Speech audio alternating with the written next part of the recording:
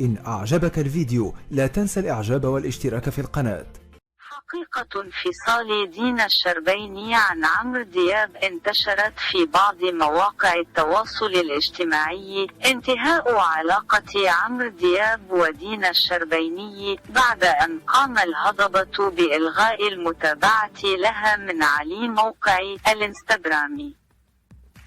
وأوضحت بعض التقارير أن الشائعات ليس لها صحة من الأساس، مؤكدة أن عمرو دياب لا يتابع من خلال حسابه على انستغرام سوى حسابين، هما الخاص بشركته الإنتاجية والثاني الإذاعة التي يملكها دياب FM. وبعض التصريح الصحفية أكدت عمرو دياب لا يتابع حتى من خلال حسابه الرسمي الحسابات الخاصة بأبنائه الأربعة ولا أي حسابات للفنانين، ويستخدم منصته للتواصل الاجتماعي من أجل الترويج لأعماله الفنية فقط، والتي سبق وأن استخدمها لتقديم دينا الشربيني بطريقة رسمية إلى جمهوره، وذلك بنشر صورة تم التقاطها في أسبانيا دون توضيح طبيعة علاقته بها.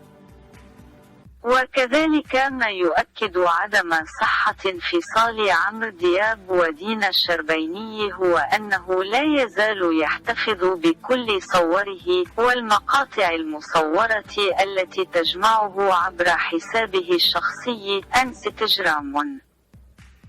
كما صرح تامر حبيب لبعض الصحف أن دينا الشربيني ضمن فريق عمل المسلسل الجديد الذي يقوم ببطولته النجم عمرو دياب، الذي سيعرض على إحدى شبكات المنصات الإلكترونية.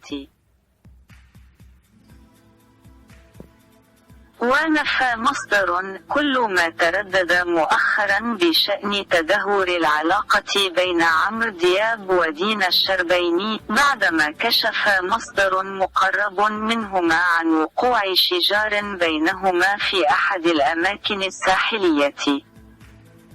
ولم يؤكد أي من الطرفين عمرو دياب أو دينا الشربيني ارتباطهما رسميا، إلا أنهما لا يفترقان ويظهران مع بعضهما في كل حفلاته وأعماله وحتى في إجازاته. نشرت تكهنات خلال الفترة الماضية أن علاقة الفنان المصري عمرو دياب بالفنانة دينا الشربيني انتهت للأبد بعد أن ألغى متابعته لها على موقع انستغرام.